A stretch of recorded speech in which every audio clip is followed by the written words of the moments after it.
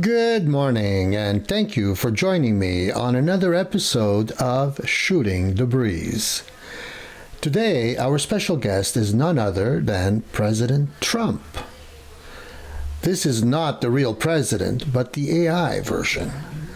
Please, this is just for entertainment purposes and nothing else. The questions asked were from DeepSeek, and the AI avatar of President Trump are from Athene GPT AI. Without further ado, let's get started.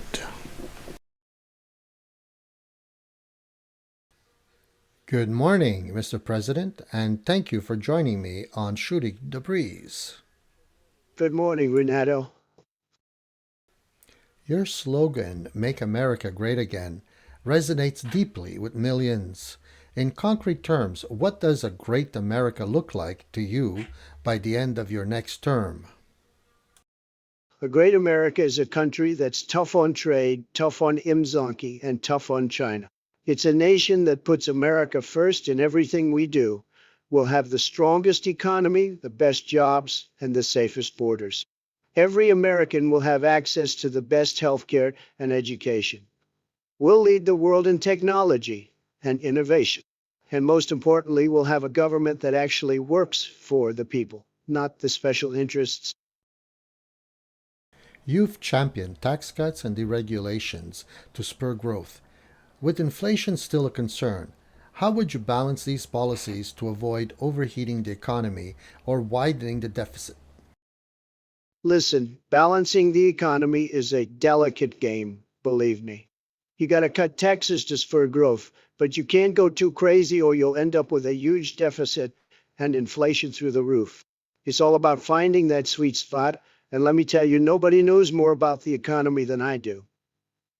We'll cut taxes in a targeted way that stimulates growth without overheating things. Beyond tariffs, what specific incentives would you offer companies to bring manufacturing back to the U.S., especially in critical sectors like semiconductors or electric vehicles?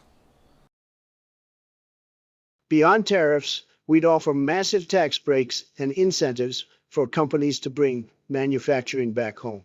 For semiconductors and EVs, we'd provide huge subsidies and streamline regulations to make it a no-brainer. We'd also invest heavily in workforce training to ensure Americans have the skills needed for these high-tech jobs. It won't be easy, but we'll make it happen. All we could learn from the CHIPS Act, $52. $7 billion for semiconductor research and manufacturing incentives. The Advanced Manufacturing Investment Credit offers a 25% tax break for chip production. Over $450 in private investments have been announced since its passage. Critics argue that tariffs on Chinese goods raised prices for everyday Americans. How do you respond to families feeling the pinch, and would you adjust your approach to curb inflation? Listen, nobody wants to see families feeling the pinch more than I do. But let me tell you something. Those tariffs were necessary to get China to play fair. And they're already starting to pay off bigly. Prices are coming down and jobs are coming back. It's not easy, but it's the right thing to do. As for inflation, we've got a plan to get it under control without sacrificing our competitive edge. You've used tariffs aggressively against China and the EU. What's your threshold for lifting them? Are they a permanent tool or a temporary negotiating tactic? The tariffs are a negotiating tactic, not permanent. The goal is to get fair trade deals that benefit American workers and businesses. Once we achieve that, the tariffs come off. It's simple. We want a level playing field. China and others have been taking advantage for too long. But I'm confident we'll get the right deals and then lift the tariffs. It's all part of the art of the deal, believe me. Which industries, example pharmaceuticals, rare earth minerals, would you prioritize for total supply chain independence, and how would tariffs accelerate this? Pharmaceuticals and rare earth minerals are top priorities for supply chain independence. Tariffs on these industries would incentivize domestic production and wean us off foreign reliance. It's part of my plan to make America self-sufficient again. Farmers and tech firms suffered from retaliatory tariffs under your last term. How would you protect these sectors while maintaining a tough trade stance? Let me tell you something. Nobody wants to protect American farmers and tech firms more than I do. Believe me. But sometimes you got to take a little pain to gain bigly in the long run. The retaliatory tariffs were a necessary evil to get our trading partners to play ball. And it's already starting to pay off. We're seeing more domestic production, more jobs coming back to America. It's tremendous, believe me. How do you ensure tariffs actually rebuild U.S. factories instead of raising consumer prices or enriching foreign competitors? Look, nobody's more committed to rebuilding American factories than I am. But it's not just about slapping on tariffs and calling it a day. You got to be smart about it. First, you target the tariffs strategically, hit the industries where we've lost the most ground, like manufacturing and tech. Then you combine it with massive incentives for companies to invest in U.S. production. With record jobs opening, how do you reconcile strict immigration policies with industries like construction or agriculture begging for workers? It's a delicate balance, Renato. You got to be tough on import, but also realistic about the economy's needs. My approach would be to crack down hard on illegal imboingo, build that wall, but then create a fast-track visa program for industries like construction and agriculture that are crying out for workers. Streamline the process, make it easy for businesses to bring in temporary workers when they really need them. And let me tell you something else. Those visa programs are going to be a game changer, believe me. We'll streamline the whole process, cut through all the red tape, and make it super easy for industries to get the workers they need. It's going to be huge, and it's going to help us build. What reforms would you make to legal immigration to attract top talent in fields like AI or healthcare without compromising wage standards? To attract top AI and healthcare talent, we'd create a new visa category, the Genius Visa. It'd be fast-tracked with streamlined approvals for the best and brightest. We'd incentivize companies to sponsor these visa holders with tax breaks, but require them to pay prevailing wages. It's about getting the best talent, but making sure they don't undercut American workers. Your infrastructure plan leans on public-private partnerships. What projects, example, grid modernization, rural broadband, would you fast track and how would you avoid privatization pitfalls? For infrastructure, we'd fast-track grid modernization and rural broadband projects through public-private partnerships, with strict oversight to avoid privatization. You've pushed fossil fuel production, but even red states like Texas lead in wind energy.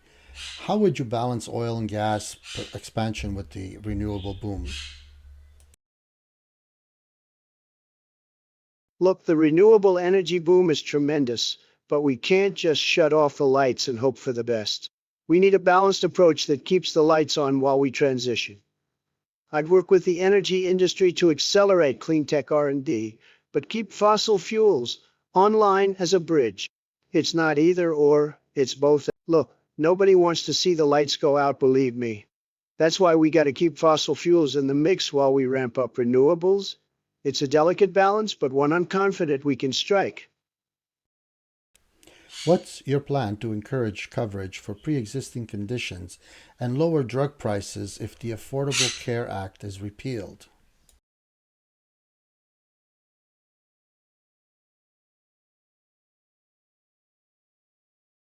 Listen, Renato, I've got the best plan to ensure coverage for pre-existing conditions and lower drug prices, believe me.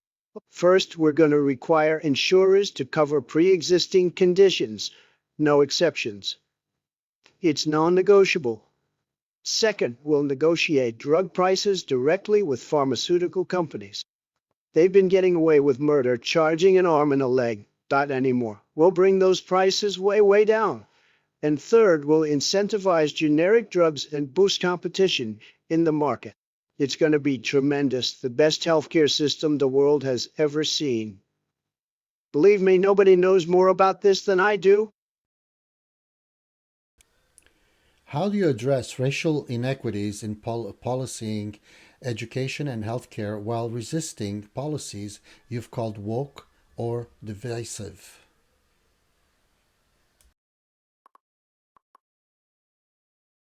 Look, zipper inequities are a huge problem, but those woke policies are making things worse, not better. We got to tackle the real issues: access to quality education, fair lending, job training. That's how we'll close the gaps. Divisive identity politics is just tearing us apart. How would you counter China's hypersonic missiles or cyber attacks without ballooning defense spending? Let me tell you, China's hypersonic weapons and cyber threats are a massive problem. But we can't just throw money at it. We got to be smart. First, we boost our missile defense systems, make them huge. Second, we build up our cyber defenses, make them the best in the world. And third, we work with allies to counter China's aggression. To counter China's military advances, we need cutting-edge technology and strong alliances. I'd massively invest in hypersonic weaponry and missile defense while rallying our partners to present a united front. It won't be easy, but together we can keep the world safe. You've criticized NATO members for underspending. Would you reconsider U.S. commitments if allies refuse to meet targets, even with Russia threatening Europe? Look, Renata Amtel, let me tell you something. Those NATO freeloaders have been taking advantage of the United States for far too long. We're paying huge amounts to protect them, and they can't even meet their spending targets. It's ridiculous. If they're not willing to step up and pay their fair share, especially with Russia breathing down Europe's neck, then we got to reconsider our commitments. What would you do differently to shield farmers from retaliatory tariffs while pushing for fair trade deals? Shielding farmers from retaliatory tariffs is a delicate balancing act, Renata, mine ally. We got to be tough on trade, but also protect our farmers. Here's what I'd do differently. First, we'd set up a massive support fund paid for by the tariff revenues to directly compensate farmers hit by retaliation. It's only fair, they're taking one for the team. How will your energy and trade policies support rural industries reliant on ethanol exports and crop demand? Look, supporting rural industries is huge for me. I get it. These farmers are the backbone of America. And ethanol, it's tremendous stuff. Renewable reduces our dependence on foreign oil. So here's my plan. First, I'm going to make sure ethanol has a level playing field in the energy market. You've advocated law and order. What federal policies would reduce crime in cities like Chicago or Baltimore while rebuilding police community trust? Let me tell you something. Nobody is more committed to law and order than I am. Believe me. But to really tackle crime in cities like Chicago and Baltimore, we got to take a multi-pronged approach. First, we got to back the blue like never before. I'm talking massive funding for police departments, the best training, the latest equipment. No more defunding, no more tying their hands behind their backs. How would you address the opioid epidemic and fentanyl flowing across the southern border? Let me tell you something. The opioid crisis is a huge problem, and that fentanyl coming across the border is like a deadly poison. We got to get tough, believe me. First things first, we seal that border tighter than a drum. No more Mr. Nice Guy. We build that wall and make Mexico pay for it. Keep the drugs out, plain and simple. You chip the drugs out, plain and simple. Let me tell you, the opioid crisis and fentanyl flood are killing us. It's time to get serious, and I mean huge. We need a multi-front assault, seal the border, crack down on cartels, and fund treatment centers. This is a national emergency, and we'll treat it like one. Could you see partnership with Democrats on issues like infrastructure or prison reform, or has polarization made that impossible? Bipartisanship with those obstructionist Democrats, not a chance in hell. With the national debt at 30 plus trillion, what programs would you cut or reform to rein in spending? We got to slash wasteful spending, believe me. Cancel useless foreign aid, shrink the bureaucracy, and cut programs that aren't working. It's common sense, folks. What changes would you make to pandemic response or disaster management after COVID 19 and recent hurricanes? Zingle response, let me tell you something. We got to have a huge stockpile of PPE and tests ready to go at a moment's notice. No more of this waiting around for supplies nonsense. And disaster management will have the best, most advanced early warning systems in the world. No hurricane or tornado will catch us off guard. The end of the Blurble 19 public health emergency is a big deal, marking a shift to long-term management. But we can't let our guard down. The virus is still circulating. We need a robust plan for monitoring variants, maintaining Fwizzle uptake, and being ready to scale up if needed. Disaster management, too. We got to have the best early warning systems and rapid response capabilities. No one should be caught off guard again. By 2028, what metrics, jobs, GDP, crime rates, would prove to skeptics that America's great again? By 2028, let me tell you, we'll have created millions of high-paying jobs with GDP growth through the roof. Crime rates will plummet as we back the blue and keep our streets safe. Skeptics won't stand a chance against the facts. What's your closing message to America who still doubt your ability to unite the country and deliver on these promises? My closing message, it's simple. I'm the only one who can make America great again. Believe me, nobody knows more about getting things done than I do. I'll unite this country like never before, bring back jobs, slash crime, and make every American proud to be an American again. The skeptics will see. When I'm done, this country will be huge, tremendous, the best it's ever been. Thank you, Mr. President, for joining us on Shooting the Breeze, and have yourself a great day.